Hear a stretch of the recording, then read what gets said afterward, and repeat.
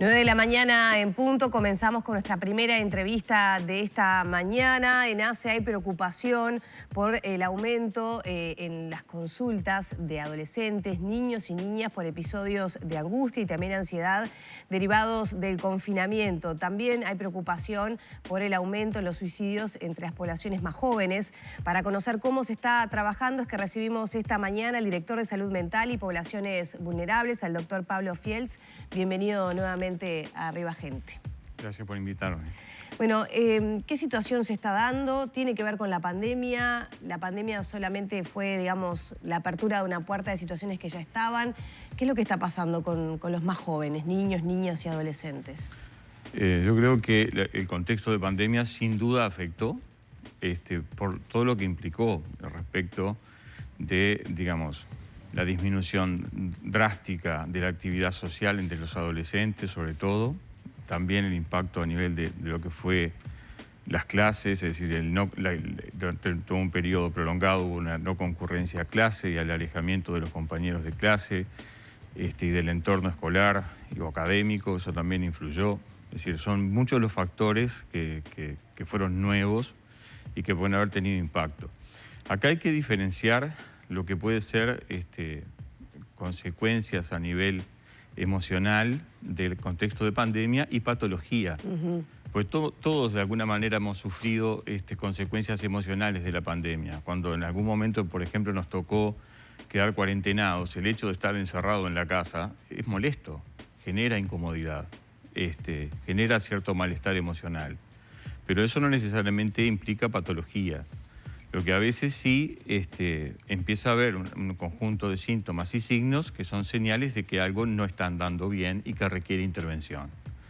Entonces ahí es que, bueno, tenemos un grupo de trabajo, es decir, que tiene que ver con el tema del suicidio adolescente. También tenemos otros grupos de trabajo que tiene que ver con, digamos, la asistencia de los trastornos mentales en la infancia y adolescencia que requieren algún tipo de tratamiento más intensivo.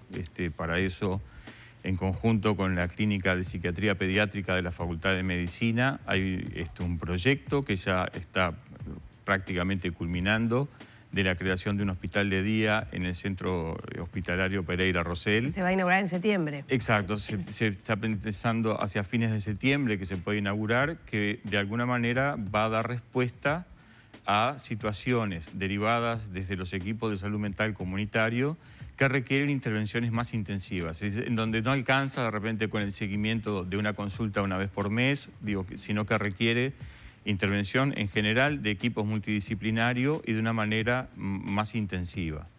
Entonces, de alguna forma eso va a poder dar mejor respuesta a situaciones clínicamente más graves, pero que no llegan a tener una gravedad tal que requieran hospitalización. Entonces, eso es digamos, una prestación que al día de hoy no está, que se va a sumar junto con otras, ¿no? El equipo que está trabajando junto con la Dirección de Niñez y Adolescencia de ACE está pensando en intervenciones, por ejemplo, para los niños, niñas y adolescentes que hayan realizado un intento de autoeliminación y a sus familias, para hacer, además del seguimiento clínico tradicional, también un seguimiento a distancia. De alguna forma, incorporar lo que tiene que ver la teleconsulta en el seguimiento como un agregado a lo que ya se está haciendo de la consulta más clásica, a nivel psicológico o de psiquiatría pediátrica. Estas son medidas para ir, digamos, atendiendo una situación, pero para que nos quede claro esa situación en estos dos niveles, ¿no? Exigencias o problemas emocionales que muchos atravesamos con la pandemia, ¿no? En algún punto creo que todo el mundo tuvo alguna exigencia. Algunos de ellos requirieron atención. ¿Eso cuánto aumentó en, digamos, consultas psicológicas o a profesionales de alguien que se siente, bueno, mal o afectado por la situación de contexto? Bueno, digamos, nosotros en este momento tenemos una lista de espera de aproximadamente en la región sur y metropolitana de 1000 niños, niñas, adolescentes a espera de consulta con psiquiatra. Entonces, para eso, nosotros hace muy poquito cerró el llamado abierto para la provisión de nuevos cargos con función de alta dedicación en psiquiatría pediátrica. No se colmaron las expectativas con este Bueno, en llamado, psiquiatría ¿no? pediátrica, por suerte, sí. Nosotros teníamos previsto, en principio, ya llenar 3 vacantes que habían quedado desiertas. Y en realidad, sí, vamos a poder llenarlas sin problemas una vez que el proceso de concurso culmine, porque tuvimos 10 personas que se presentaron. No fue así en psiquiatría de adultos. En psiquiatría de adultos se presentaron 5 personas al llamado abierto a concurso y en realidad nosotros tenemos 9 vacantes para cubrir. Entonces, en general, en psiquiatría pediátrica, ACE no ha tenido dificultades para cubrir los cargos.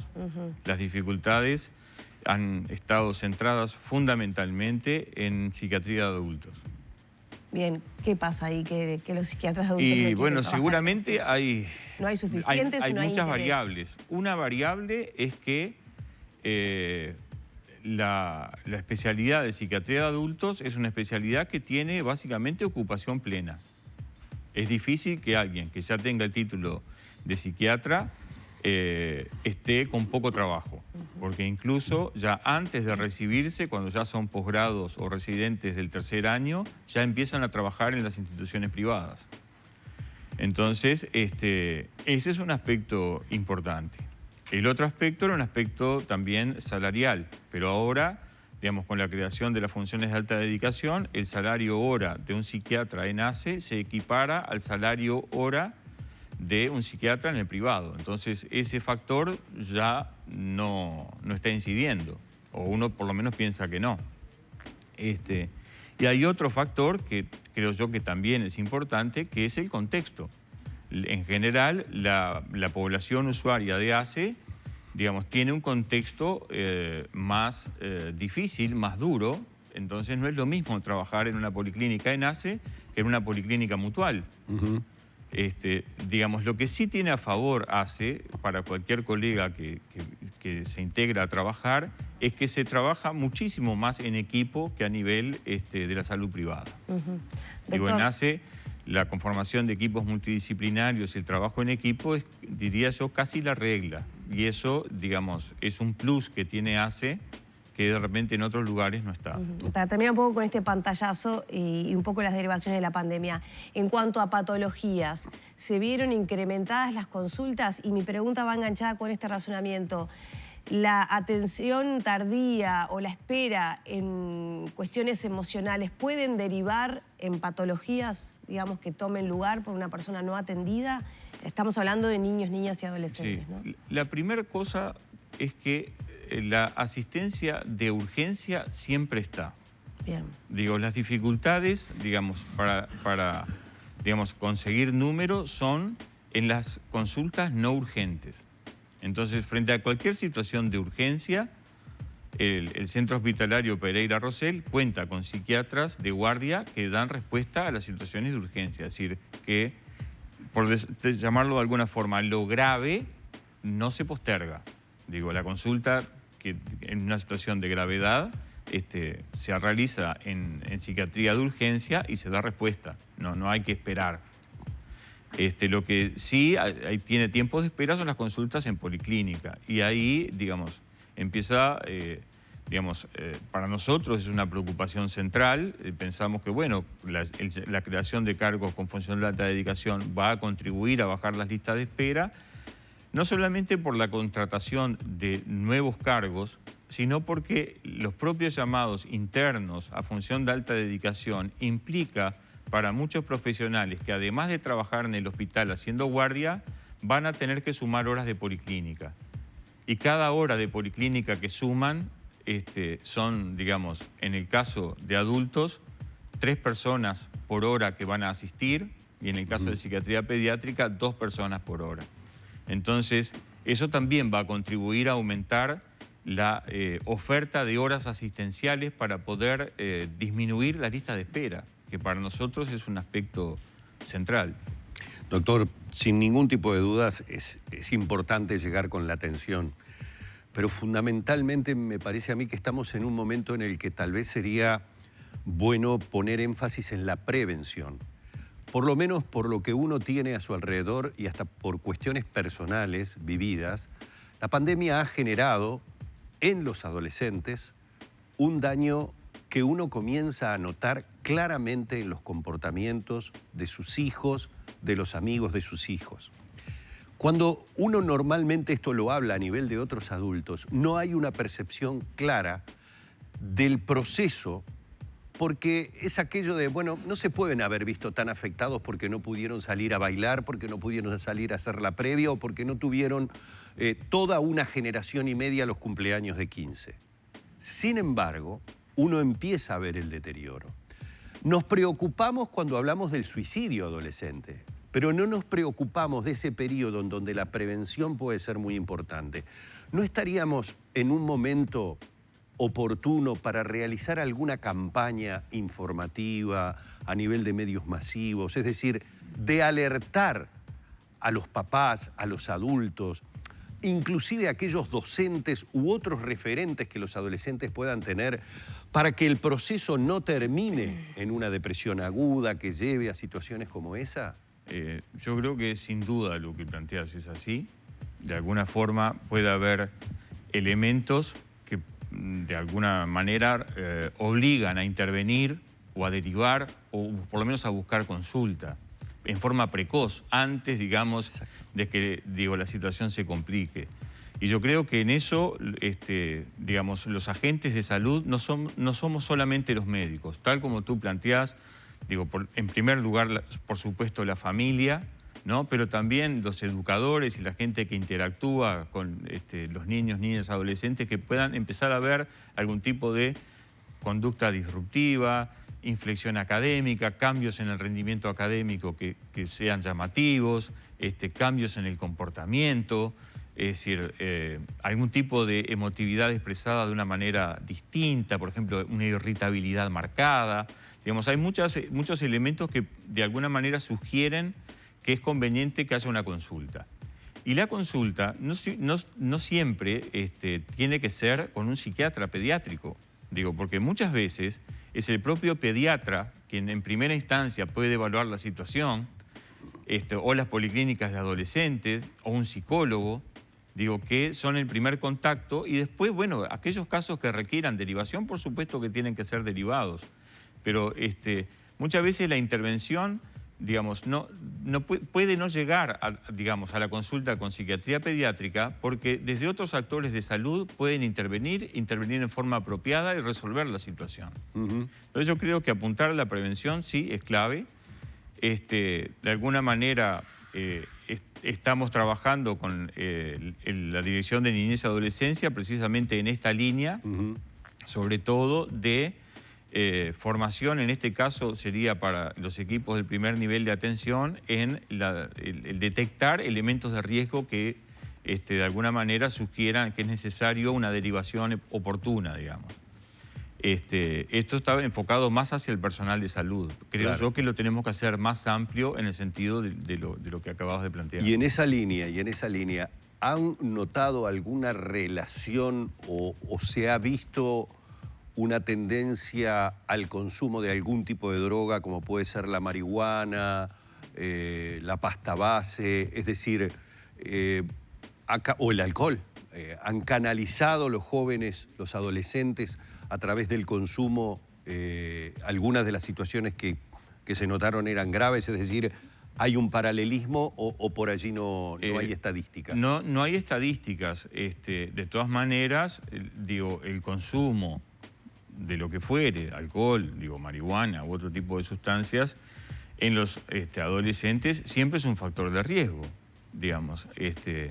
Entonces, eso es un elemento que tendremos que ir ahondando ahora en las estadísticas, sobre todo lo que en forma muy eficiente realiza en forma periódica el Observatorio Uruguayo de Drogas con las encuestas a nivel de población, de cómo va evolucionando esto. Creo yo que es posible que en situaciones de contexto, de mucho malestar emocional, el recurrir a algún tipo de sustancia puede suceder, desde cualquier edad, también en la adolescencia, pero no tenemos datos de si eso se incrementó.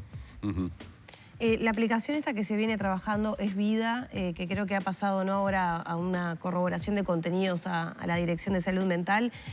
¿Podría ser digamos, una estrategia para llegar más fácilmente a los jóvenes, ya que se ha comprobado que la línea Vida, ¿no?, llamar, no es algo que los jóvenes están recurriendo a pesar de la situación de salud mental? Esa es una de las vías de abordaje que se está considerando para poder tener más llegada. Digo, la línea Vida tiene, es decir, llama gente menor de 20 años, pero es en una proporción muy menor. Es decir, son menos del 10% las llamadas de las personas menores de 20 años. Y por eso es que de alguna forma se ha planteado generar modos de acceso a la población juvenil que sean propios de la población juvenil, es decir, elementos que ellos ya naturalmente están usando y no tratar de que los jóvenes de alguna manera se adapten a lo que nosotros les ofrecemos. Más bien sería el camino inverso. Por ahí está esta aplicación, se ha planteado también la posibilidad de algún tipo de chat. En eso está trabajando el Ministerio de Salud Pública, INJU, y bueno, sí, junto con la Dirección de Salud Mental y la Dirección de la Niñez. Doctor, alguna vez aquí en Arriba Gente hemos estado dialogando con algún psicólogo forense que nos hablaba, en general, cuando existen situaciones de suicidio, que como que en Uruguay falta desarrollar lo que se llamaría una autopsia psicológica, que siempre, para que lo podamos entender rápidamente, nos explicaban es tratar de reconstruir los últimos días de esa persona para saber específicamente cuáles fueron los elementos, los motivos que lo llevaron a tomar esa decisión. En el caso de los adolescentes y de esta preocupación que existe por el suicidio adolescente, ¿sabemos por lo menos cuáles son las principales causas que los llevan a tomar una decisión de este tipo? No, y la posibilidad de implementar estudios nacionales del estilo de una, digamos, autopsia psicológica, yo creo que tiene lugar. Ha habido antecedentes en el país, se han hecho estos estudios, hace ya más de 9 años creo que fue el último publicado, pero lo interesante de esto es que con esos estudios nosotros podemos, nos ayudaría a entender más algunos factores, si los hay, comunes a algunas poblaciones, para poder definir en forma más precisa intervenciones preventivas. Entonces yo creo que, como en cualquier otro problema, cuanto más podamos avanzar en conocimiento del problema, mejores van a ser nuestras intervenciones para poder corregirlos. Y creo que este es un camino viable, que ya otros países lo han hecho como parte de sus programas de prevención de la conducta suicida, precisamente el desarrollo de las autopsias psicológicas sobre periodos prolongados, para poder tener insumos, datos que permitan identificar las poblaciones de riesgo y las situaciones de riesgo. Entonces yo creo que este sería un punto bien interesante que tendríamos que pensar como país. No necesariamente solamente ACE, quizás esto tenga que ser más a nivel nacional. Bien. Doctor, ha sido un placer realmente volver a tenerlo en la mañana de Arriba Gente, ¿eh? Bueno, muchas gracias. Gracias. Muy amable. Hemos estado dialogando con el director de Salud Mental y Poblaciones Vulnerables, el doctor Pablo Fielitz, en la mañana de Arriba Gente.